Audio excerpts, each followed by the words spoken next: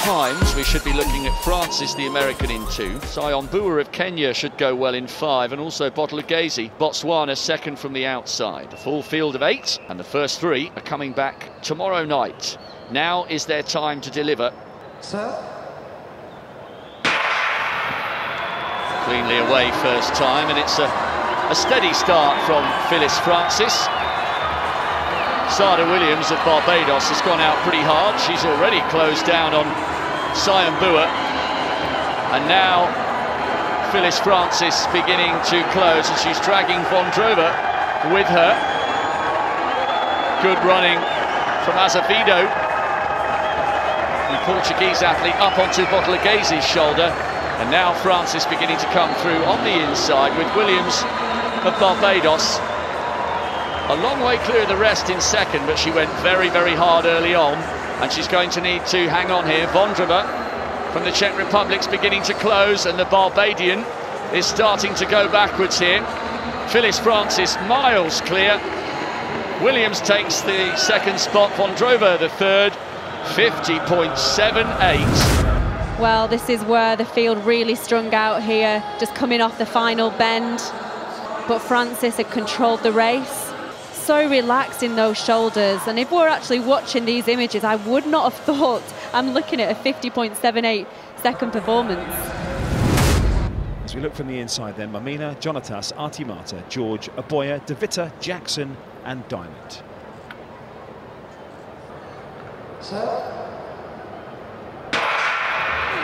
Well, having missed the whole of 2018 through injury, Sharika Jackson won for the outside, posting her first sub-50-second run since Rio 2016 this season, when she took the bronze medal in the 400 metres. She also took the bronze in Beijing at the Worlds in 2015, and she's gone out strongly already up on Emily Diamond outside her. Also going strongly is Aboya of Australia through the early stages, and Jonatas of USA in lane 3 as well as they come through the halfway point. So Sharika Jackson with Emily Diamond clinging onto her right on the outside. Devita of the Netherlands starting to come through too from the outside as well. But right on the inside, it's Madeline Jonatas, the US collegiate champion, who leads at the moment. Jackson also coming through in lane 4 is Artimata of Cyprus. Coming up to the line, Jonatas is away and clear. Jackson comfortable in second place. A battle on for third between Aboya and Devita, which Aboya wins. Jonatas, 50.57. Jonatas from the USA, she looked the strongest, didn't she?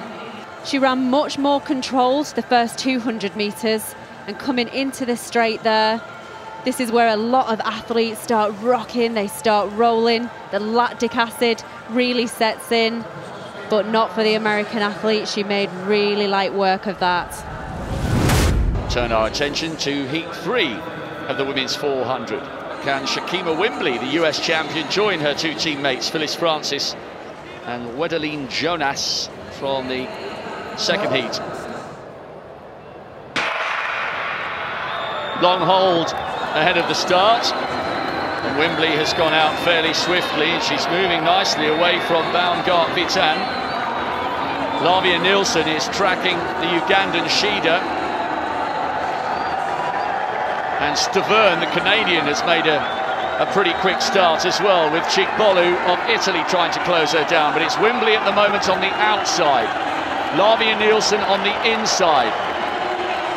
Chigbolu's getting caught in a little bit of traffic with Stavern, but the Italian very much in the hunt. Wimbley looking to make it 3 impressive performances from the Americans in a row. She's in control at the moment. Nielsen in second, and Baumgart Vitan poking her nose up for an automatic spot.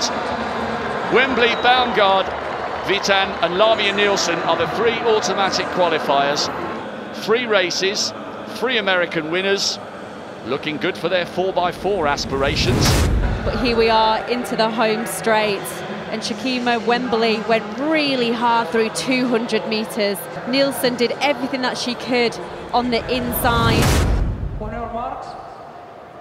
So we're keeping our eyes on lane 3, McPherson, and lane 8, Ellis. So expecting them to be to the fore, chasing those 3 automatic spots in tomorrow's semi-finals. Sir? Well, we've seen 3 American winners of the 3 heats so far. Can Kendall Ellis out in lane 8 make it 4 out of 4. Phyllis Francis, of course, is the defending champion. Got a wild card here, which opened up an extra space for the US team by virtue of Francis being the defending champion. Ellis has gone out very strongly.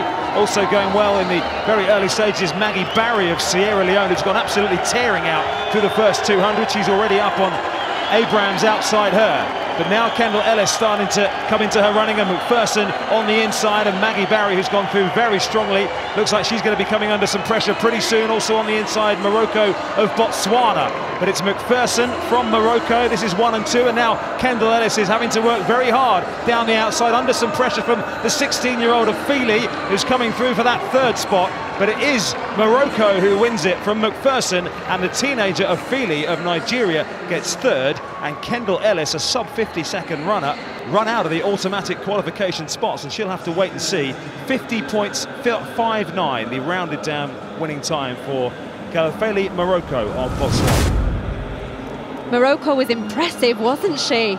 Again, one of those athletes who was on the inside lane. She timed that amazingly well, and that's a huge personal best. No Qatari woman has ever represented her nation in any event in the long history of the IAAF World Athletics Championships. She's here competing, but globally, our eyes are fully focused on lane 5 and Shaunae Miller-Weibo, the reigning Olympic champion.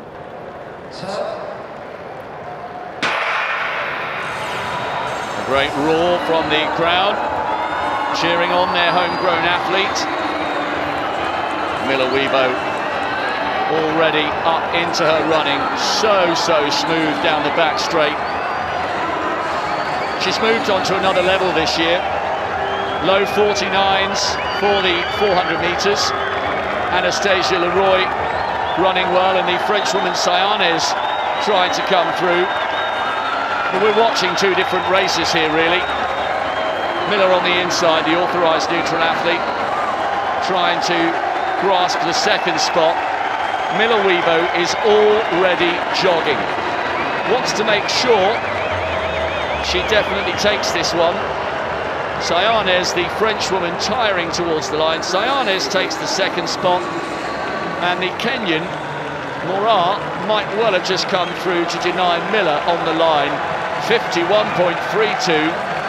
That was just a jog. A jog. We can't even call it any more than that, as Kenza Sose creates a little bit of history for Qatar. But Miller-Weibo rounded down to 51.30. That looked so easy, it was ridiculous. I have never seen someone look so dominant, so convincing, and actually run a 51.3 seconds in that manner. So Nasser on the inside, a huge favourite in this one to seal her progression. The top 3, remember, and the qualifying mark for the time qualifiers is 51.85 currently. Well, Nasser already has double winning form in this stadium. She did the 200 and 400 double here at the Khalifa Stadium in the Asian Championships this year. She's won all 10 of her 400-metre races this year, including preliminaries. She's out in lane 2, already up on Price of Canada outside her. Sveti Esetic, one from the outside in the white and red of Poland, and the 2 athletes we'd expect to be at the 4 at this stage are. Nasser already also picked up 5 Diamond League wins on the circuit this year as well, and she is striding away with this one. Sveti Esetic now coming under pressure for 2nd place from Paula Moran of Mexico in lane 4. Keep an eye on the clock here, because Nasser is already starting to wind her race down as well. Easy as you like for Nasser at the front of the field. Sveti Esetic finishing strongly to take 2nd. 50.76. Impressive from Nasser, you could say. Potentially even more impressive than Miller-Weibo, I don't know. But that was very, very impressive. 50.7 seconds. She was such a long way at this point. She's a good 50 metres ahead of the Polish athlete, who's a great athlete. And of course, Nasser already has competed over the 4x4 mixed relay. She picked up a bronze medal here this evening.